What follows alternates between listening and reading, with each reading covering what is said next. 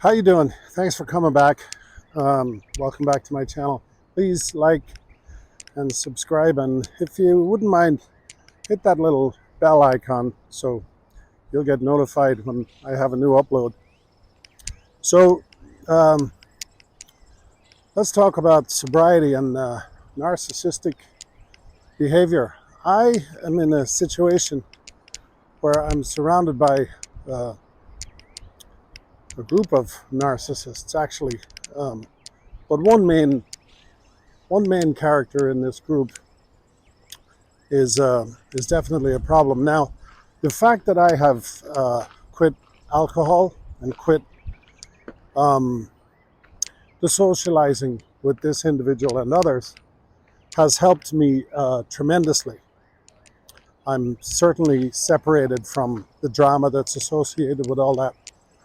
But since I've quit alcohol, I have done an awful lot of studying on the subject, and I'm sure this is not news to many of you who are watching, because some of you may be already well into your journey, your sobriety journey, and your mental health journey. But I am discovering that these two are definitely connected: narcissistic behavior and alcoholism. In fact, they complement each other in, a, in quite a negative way. Um, there's this desperate need for a narcissist to be in control and to control all these people around them. And there's also a desperate need for validation and for people to look up to them and value them. The problem is they don't earn that respect. They kind of force it, and then what they'll do is, if they see somebody else in their organization or in their business or in their group doing something good, they'll try to take credit for that.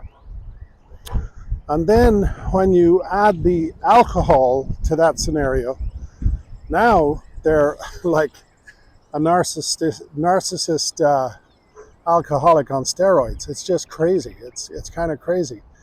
But I had an episode of that today. I had a thing where I had to deal with that in one individual in particular.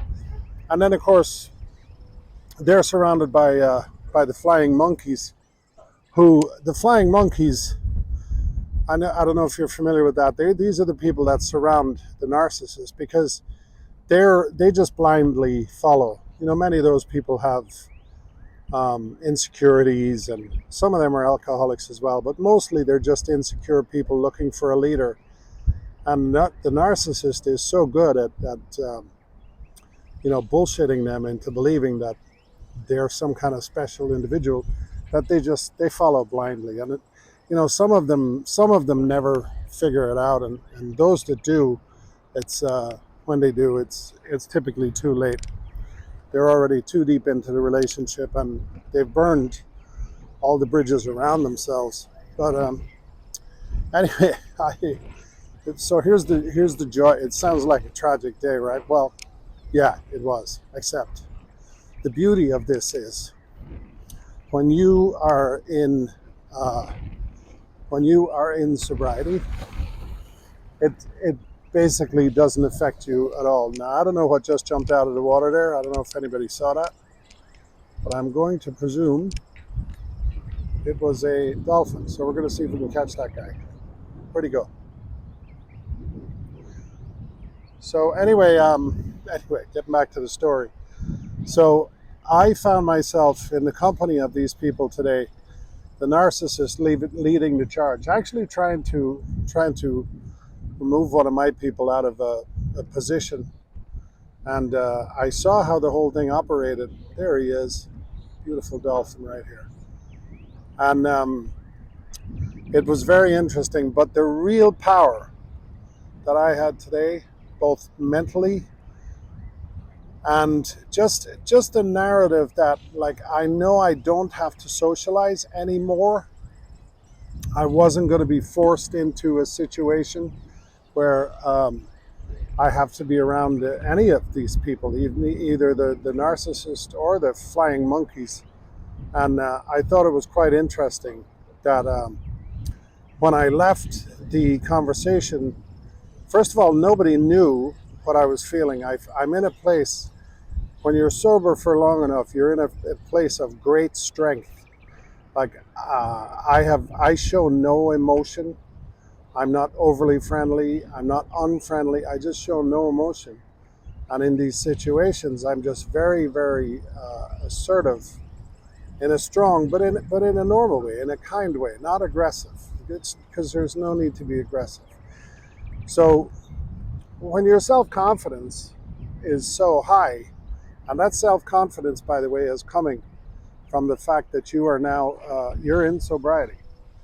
You now know that nothing you can put in your body will enhance you or make you better than you are, because you're perfect the way you are.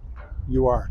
As a sober person, as a sober individual, you are perfect the way you are. You don't need to be anybody else. You just need to be yourself. And if you're an honest and trustworthy person, that's not hard to do anyway. So you find yourself having being attacked today in a narcissistic manner. I found myself actually almost welcoming it, not because I wanted it to be happening, but because it didn't affect me. And the fact that it didn't affect me made me welcome it. I don't know if that makes sense to anybody. And by the way, today is I'm officially sober 4 months. Now, I didn't add the days, but I'm just going by monthly dates. So today is the first, and I have been sober for 4 months, and I'm very, very, very proud of that. So anyway, listen, you need to, first of all, there's a lot of options online here. You should study if you're going through alcoholism recovery, and if you were surrounded by people who tried to drag you down or make you feel bad about yourself, or if you've been in a work situation where you were surrounded by narcissists, you should check out some of the information that's available here on YouTube, because there is a lot of great help out there. And anyway, since I started studying this, I'm learning so much more, and now I have these aha moments where I feel a certain way because a certain person or persons are acting in a specific way, and I immediately know exactly what it is. So anyway, this is a great journey. I feel so good. I feel so powerful. I feel so strong. But I am rooted, deeply rooted, in the joy of knowing that I'm honest, I'm transparent. I don't need for anything. I don't want anything. I have no desire to have, enormous wealth or enormous anything. I know that all I want in my life are people who are true and who are real, and people who are going to elevate me.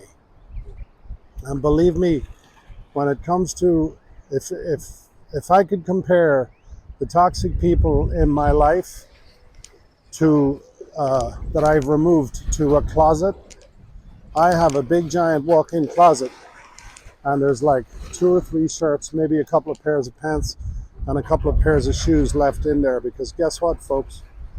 That's all you need. You don't need to surround yourself with a whole lot of fake people. You need a couple of really true good friends. And listen, start a YouTube channel. This is therapy for me. I'm on here and I'm telling my story because it makes me feel good about me. Okay? And I hope that one person is listening, that this will have a positive effect on somebody who maybe is being abused by somebody else, somebody who's being controlled by somebody else. And this can be in a relationship, this could be in a work situation, this could be a spouse, it could be a boss, it could be a coworker, it could be anybody. It could be a police officer that pulled you over. and tried to write you a ticket, and they're pulling that whole power thing on you. Well, guess who has the power? You do. You don't have to react negatively. You don't have to do anything illegal. You just have to understand that goodness overcomes all. And goodness, honesty, and integrity will always win. They'll always win out on everything. Now, I'm sorry this video went on a little long. I try to do short videos, but listen, I'm just having a really good day, and I hope that this beautiful sunshiny day here brings you some joy. And I hope that my messages are getting to you and that they're going to help you deal with all this crap, because there's crap that you have to deal with around crappy people. But we got the power. And listen, I love you all. Thanks so much for watching. Like, subscribe, share, all that happy stuff, and hit the bell icon, and that'll notify you when my next video pops up. Thank you. Take care of yourselves.